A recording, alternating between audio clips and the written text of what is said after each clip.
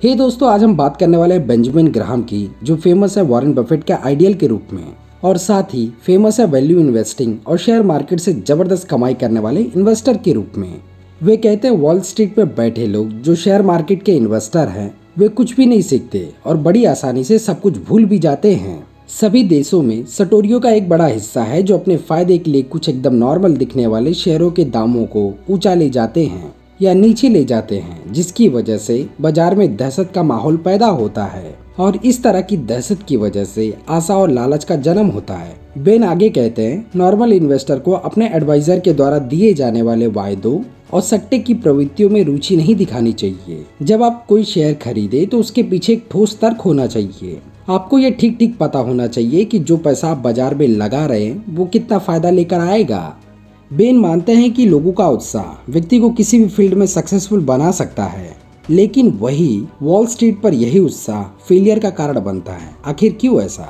Ben एक interview में बताते हैं कि यदि आप कोई भी शेयर खरीद रहे हो तो उन्हें इस तरह चुने जैसे आप किराने की दुकान पर सामान खरीद रहे हो। पर लोग शेयर खरीदते समय इसका ठीक उल्टा करते हैं। वे शेयर खरीदते समय ऐसा व्यवहार करते हैं जैसे वे कोई इम्पोर्टेड परफ्यूम खरीद रहे हो। इसलिए ज्यादातर लोग बहुत महंगे दाम पर शेयर खरीदते हैं और बाद में लॉस बुक करते हैं। इस तरह के बिहेवियर के बारे में बेन आगे कहते हैं कि जो व्यक्ति अपनी भावनाओं पर काबू नहीं रख पाते, वे इन्वेस्टमेंट करते समय प्रॉफिट कमाने के मामले में कमजोर साबित होते हैं। आगे बेन का मानना है कि सही इन्वेस्टमेंट के बुनियादी प्रिंसिपल दशक दर दशक नहीं बदलने चाहिए, लेकिन इन प्रिंसिपल्स पर अमल करने के तरीके हमेशा माहौल के हिसाब से जरूरत पड़ने पर बदलते रहने चाहिए। इन्वेस्टर की सबसे बड़ी समस्या और सबसे बड़ा दुश्मन वह खुद है। बेन एक इंटरव्यू में यह बात क्लियर करते हैं कि असली इन्वेस्टर के लिए कीमतों में उतार चढ़ाव का सिर्फ एक ही मतलब है, एक ऐसा अवसर जहां कीमतें गिरने पर बुद्धिमानी से खरीदारी की जाती है और उसकी कीमतें बढ़ने पर उसे बेच दिया जाता है। अन्य समय में बेहतर होगा कि इन्वेस्टर शेयर बाजार के बारे में भूल जाए और केवल डिविडेंड और कंपनियों के ऑपरेटिंग सिस्टम पर ध्यान दे।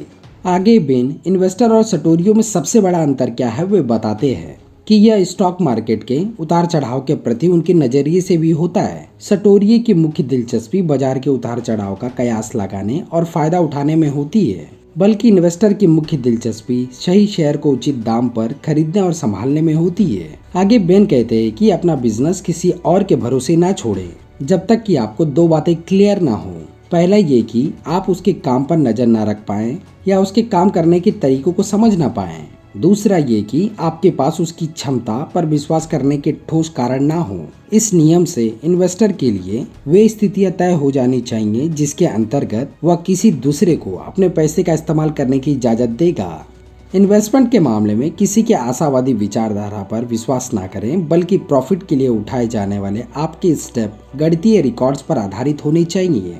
और आगे बेन ये भी क्लियर करते हैं कि आप सिर्फ इसलिए सही या गलत नहीं हो जाते क्योंकि भीड़ आपसे सहमत नहीं है, बल्कि आप इसलिए सही होते हैं क्योंकि आपके आंकड़े और तर्क सही हैं। इस तरह के वीडियो का मकसद सिर्फ इतना है कि विश्व के अरबपतियों की सोच को आप समझ सकें, जिससे उनकी बातें आपके खून में उतर जाएगी और आपकी सोच भी वैसे ही हो जाएगी।